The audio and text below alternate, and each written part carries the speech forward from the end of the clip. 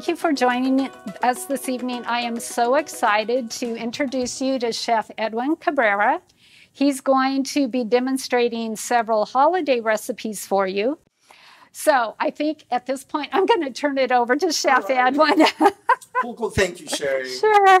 Yeah, and Sherry is the she is the manager for the Center for Nutritional Excellence where I work at, and she is also a registered and licensed dietitian. So that's why we're bringing all this to you, and all this is coming from our cookbook, the Simply Healthy: The Art of Eating Well. So these are some recipes that we have for you today. They're going to be really simple because we like simple recipes, but remember, don't forget you have to do the prep. And sometimes that's what hurts. Yeah. But then you're just going to really enjoy what we have to offer for you today. So the first thing that we're going to do, and that was really hot. The first thing that we're going to do is that we're just going to make, I know, you guys say cranberry sauce. Ooh, cranberry is so tart. But you know what?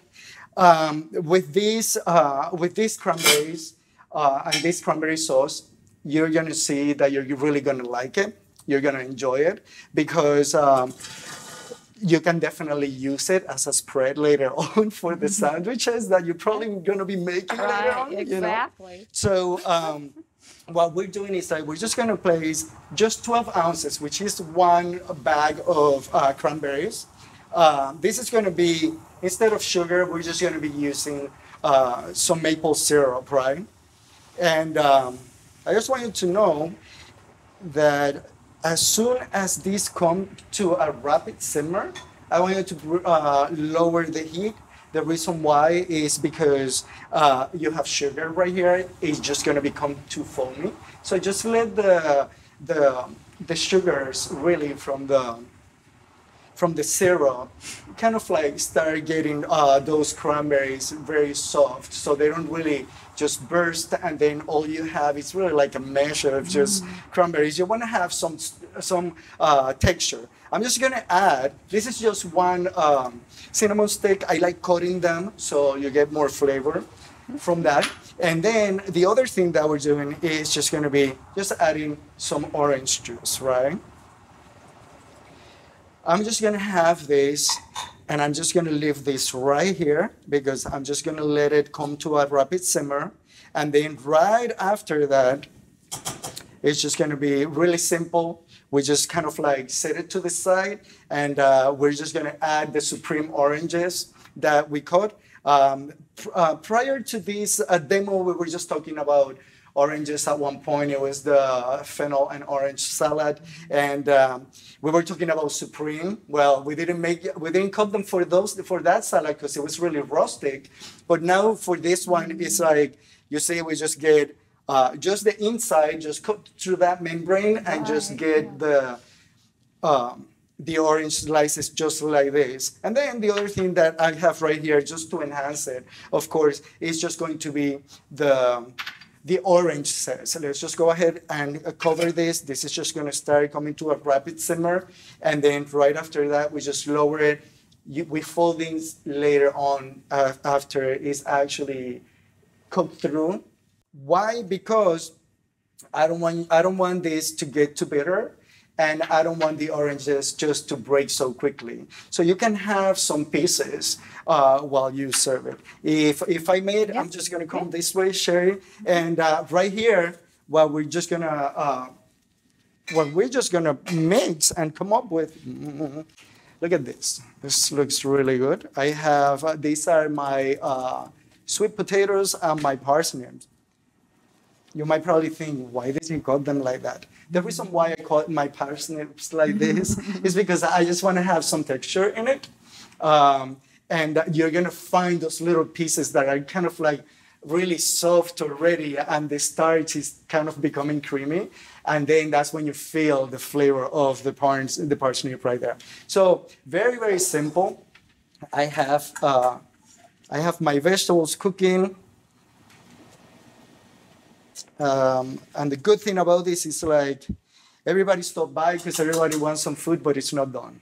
It's just done right now for you guys. So, and as you can see, I have a basket right here.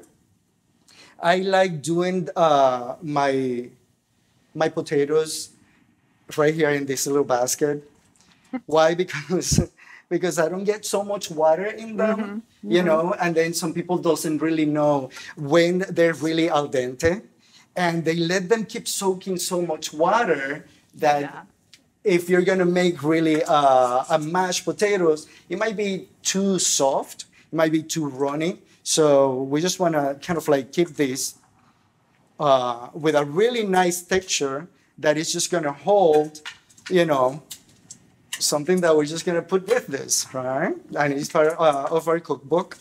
And what we're just gonna place with this is just gonna be some of the turkey breast that I just have, you know, already cooked in there for you Yep. guys. So right here, what I'm gonna do is like I have my white pepper. Why white pepper? It makes such a difference, the white pepper and the black pepper, at least for dishes that are sweeter, because the white pepper kind of like just keeps that aftertaste kind of keeps going. And it enhances the sweetness of it. The black pepper, you're just gonna find it right there, you know, but that is just gonna be spicy, but at the same time, it's not like this, that is kind of like on the side of your tongue, and it's really nice. I have a little bit of salt right in here, and what we're doing instead of either heavy cream or butter, today we're gonna use some Greek yogurt, right? And I have half a cup of Greek yogurt right here. So let me just add this. You're gonna be wondering why yogurt, right? Remember when we used to use sour cream for everything, right? Little by little, this is how we Yeah. start changing, Right, right? And right. incorporating new things that we don't need to use so much of the fat from, let's say, the sour cream. And what we're doing is we're incorporating more protein in this one, right? So let me just see if this is gonna work for me. It seems like it will. All right. And you're probably wondering, oh, they're gonna be too dry. If you do have some vegetable broth, that would be better if you use some. If not, I'm just gonna add a little bit of water Oh, just to circulate. you want, yep. All right, so this is what it. Thank you, Sharon. Woo, You yeah. see? That just came to a really rapid simmer Yeah, right there. All right, so I look at my potatoes. They're looking pretty good. Let me just see if I can. Yeah, there we go. And you see that's, we're just gonna lower that. Just gonna add some water. You're gonna be like, water, why water? Why? Because right here, we're not really saturating the potatoes with more fat, right? I can still see those little pieces of parsnips. That looks beautiful. And then you see a little tablespoon of fresh Italian parsley, and that just gave like a really nice, intricate color, right? Because you're probably thinking, how is it going to taste? Is it going to be sweet? Is it going to be like let's say basil, or no? It's just parsley, so it really is just for color and just to give some really nice, you see, contrast. And it's not much that what you have to use for this. As you can see, we have our mashed potatoes right here. And I'm just gonna bring these to this side, Sherry. All right. And, ooh, look at this. Messy. That's what we like. Messy. So as you can see, it became really foamy because I was talking to you guys. But that's just going to collapse again, right? Because it's just bubbles. I just didn't want it to make it like that, so obvious, right? But right now, you see, I was trying not to get so much foam, but it boiled. It's okay. Now we're just reducing this, And the good thing about this is like as soon as it starts cooling down, then you're going to see really the consistency of what the sauce really is. It's not a runny sauce. It's just going to be something more chunky, right? And it smells really good. yeah. So now is the time where we're going to incorporate the orange slices, because you see, and then right here we're just going to add the zest, right? And I know some people makes them different, you know. You can, if you think that there's too much of the syrup, you can lower it at least 1/4, I would say. And that would still, what do you think, Sherry? That would still give, good. Oh, yeah. If we would do just Beautiful. a little less, I think we can get away with that, right? It might be a little tart, but that's just how you can adjust your palate, you know, little by little. All right, so very simple. We're almost finito. Oh my gosh. So I know, I don't want it to end. So right here, what I'm going to do is like, I'm just going to play something for you. And let me see. Oh, it's right here. Okay. Before I play it, because my sauce is kind of like doing what I wanted to do, right? Which is just going to be like, kind of like simmering a little in there. And when that's kind of like settling, now I'm just going to get something for you, which this comes from our cookbook too. And I just cooked it. That's why I didn't want to take it out here and start cutting already. But this is how your turkey breast is going to look, right? When you finish cooking it. Look how beautiful that is. But one of the things that is very, very important for us to do is to do this, right? When I cook it, I do not remove the skin. I do remove the skin off the breast. I season it and then I place it on top. The reason why is because I don't want to cover it with foil, because this is a pretty good wall to for the breast not to get too dry. But ta-da! This is what we do, right? We're not going to use this part. People might go like, oh, that's the crispy one.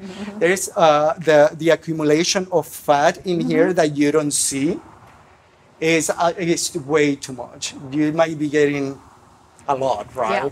So doing this, it would definitely reduce the amount of fat intake that you're going to be having for this meal, right? One of the things that I remember when we first started, we were doing these demos. It was like one of your presentations about, you know, eating around, getting the food around the table during the holiday meals.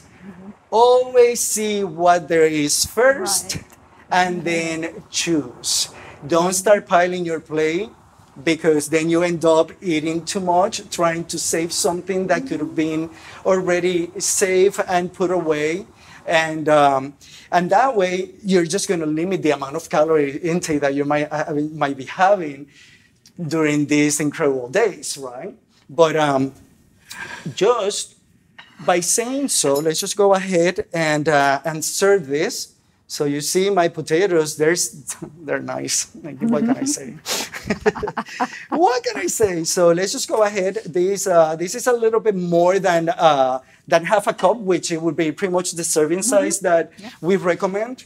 And right here, what I'm going to do is like, I'm just going to grab some really nice little pieces.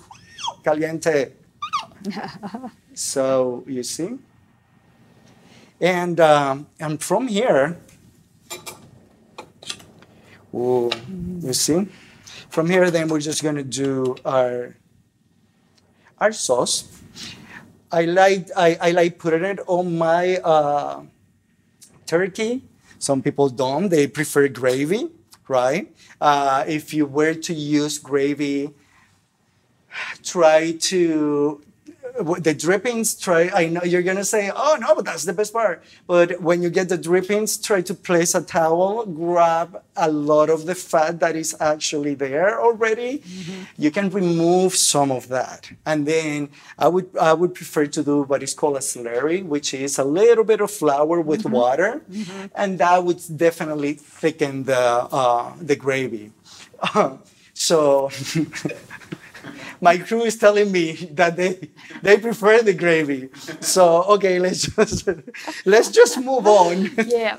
Right. And I just want to let you know that this is our dish for today. Look how nice and how simple that is, mm-hmm. right? So and what you're doing is we're incorporating fruit into our meal, mm-hmm. right? So we're adding a little bit of fiber in here, some tartness. Why? Because just for texture, you're gonna have something sweet here, something more tart, but it's still gonna have that sweetness. And then the turkey breast, you're just gonna see how nice that is. Mm-hmm. It's just fresh herbs. You're just gonna get, it's just really rosemary, sage, and what was the other thing? Rosemary, sage, yeah, and some parsley.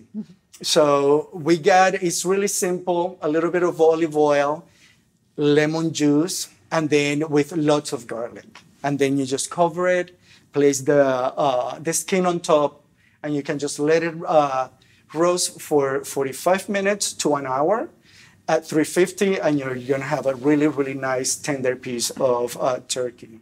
So I believe this is it. Happy holidays, everyone. Happy holidays.